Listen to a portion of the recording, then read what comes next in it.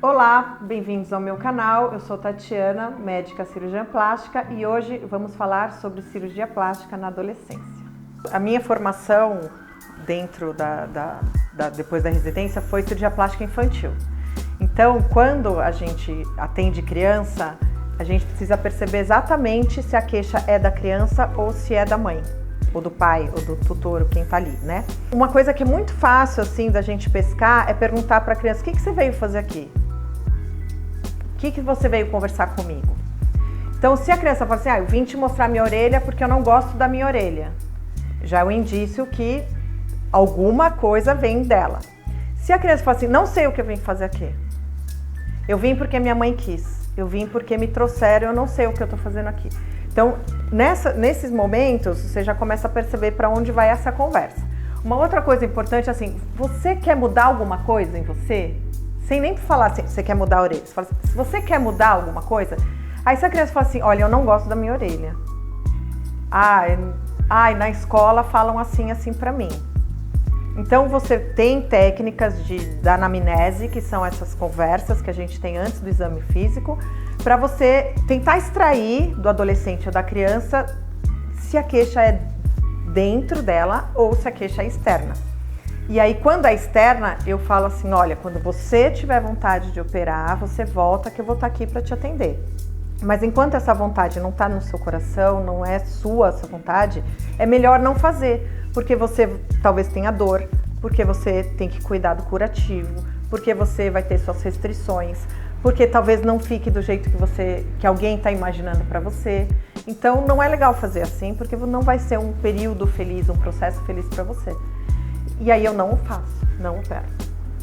Primeiro a gente tem que entender o que é a adolescência, né? Que é o período que vai da segunda infância até a fase adulta. Então é mais ou menos entre os 12 anos e 18 nas meninas, 12, 20 nos meninos. Então nessa época é uma época de muitas transformações, uma época que é necessária uma aceitação maior do próprio corpo, descobertas e tudo mais. Mas ao mesmo tempo existem transformações enormes nessa época também, físicas, né? As cirurgias mais procuradas nessa fase nas meninas são a mamoplastia, porque é a época que a mama cresce, muitas vezes vai crescer demasiadamente. Então são meninas que ali deixam de ir na praia, deixam fazer uma atividade física pelo tamanho da mama, além de, obviamente, terem dores nas costas, no cervical. E isso altera muito tanto a aceitação, a iniciação sexual, o namoro, devido ao tamanho da mama. A mamoplastia, nessa fase, ela pode ser feita a partir de 4 anos após a menarca.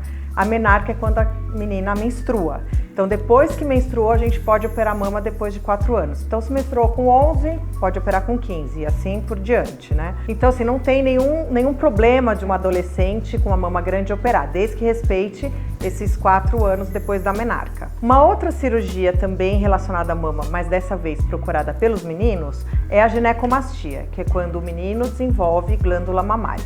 Então, todos os mamíferos têm glândula mamária, né? Mas nos homens elas não vão se desenvolver tanto quanto nas mulheres. Mas em alguns meninos, na adolescência, essa mama pode se desenvolver mais, levando também a muitos problemas psicológicos, de interação, não tira a camiseta, não quer ir pra praia, não quer namorar, não quer conhecer ninguém, porque tem vergonha daquela mama aumentada. Então, nos meninos a gente não tem essa restrição de tempo, quando a gente pode fazer, porque não tem a relação com a menarca, mas a gente tende a fazer perto ali dos 15, 16 anos por causa do crescimento que a mama ainda pode crescer.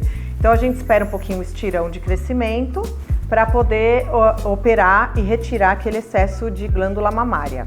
Então, outra cirurgia muito procurada é a rinoplastia, que é a cirurgia de nariz, né? Então, nessa época, com o crescimento da face, tanto na menina quanto no menino, vai desenvolver o osso nasal, né? E aí pode ser que o adolescente não goste e tal do formato que ficou o nariz. Mas a gente tem que esperar, respeitar o crescimento da face. Então, das meninas vai até os 16 anos, então a gente não pode operar antes dos 16 e dos meninos até os 18. Então, se a gente não respeita isso, como o osso nasal é um centro de crescimento da face, a gente pode alterar o crescimento dos outros ossos perto do osso nasal.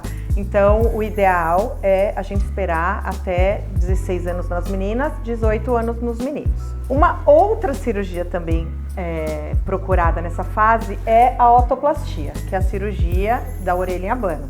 Essa cirurgia, inclusive, a gente pode fazer na fase da infância ainda, a partir dos 6 anos de idade, quando o crescimento do crânio em relação à orelha vai ser uma relação igual à do adulto. Então, quando a criança nasce, essa relação, a orelha é maior do que o crânio. E aí o crânio vai crescendo, a orelha para de crescer, e aí a partir de 6 anos fica uma relação parecida com a do adulto. Então a gente já pode fazer a orelha em abano. A orelha em abano é algo que também leva a uma questão social. Muitas meninas não cortam o cabelo, não prendem o cabelo quando tem orelha em abano. Os meninos tendem a deixar o cabelo crescer ou usam gorro mesmo no verão, boné. Então, assim, são coisas que os pais precisam estar atentos e poder acolher essa criança nessas queixas para que a gente consiga dar para esse adolescente um desenvolvimento nessa fase já tão conturbada um pouco mais tranquilo, um pouco com uma aceitação pessoal maior. A orientação, assim, a gente nunca sugere, né, para um adolescente do tipo, seu nariz, você não acha que seu nariz está grande? Ou sua mama está muito grande? Você tem peitinho, você é menino e tem peitinho? Ou sua orelha, a queixa tem que vir do adolescente.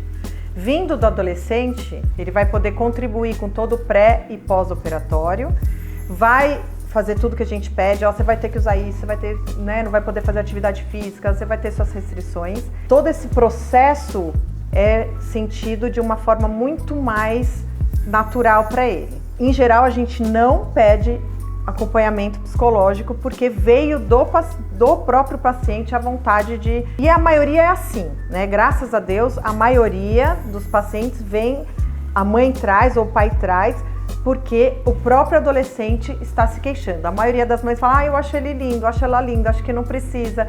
Isso é positivo, né? Porque é uma pessoa que está sendo acolhida. O ruim é o contrário. É quando a mãe traz ou o pai traz, falando assim, você não acha que tá muito estranho, doutora, isso? Você não acha que essa orelha é muito feia? Você não acha que esse nariz não combina com o rosto dela? Você não acha que esse peito tá muito assim?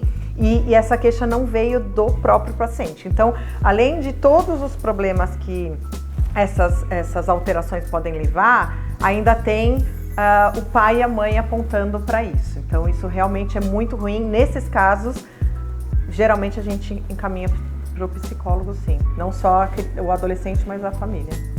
Normalmente, quando a gente decide operar um adolescente, uma menina, um menino, essa queixa é tão importante que ela limita o desenvolvimento daquele adolescente.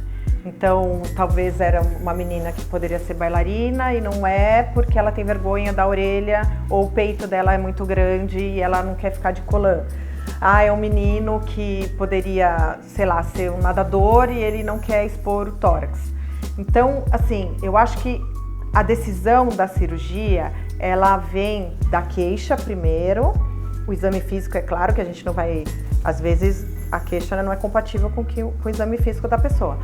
Mas também do que aquele adolescente está disposto a fazer para ter aquela condição melhorada, né?